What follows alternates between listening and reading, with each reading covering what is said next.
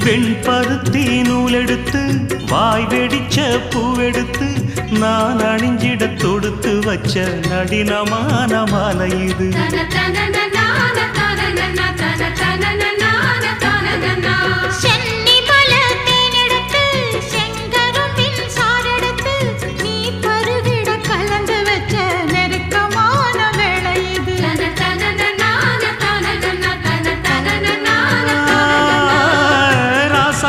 உடம்பிருக்கும் ரவிக்க துணி நானாக அன்னாடம் சூடி கொள்ள ஆசை வச்சாகாதா.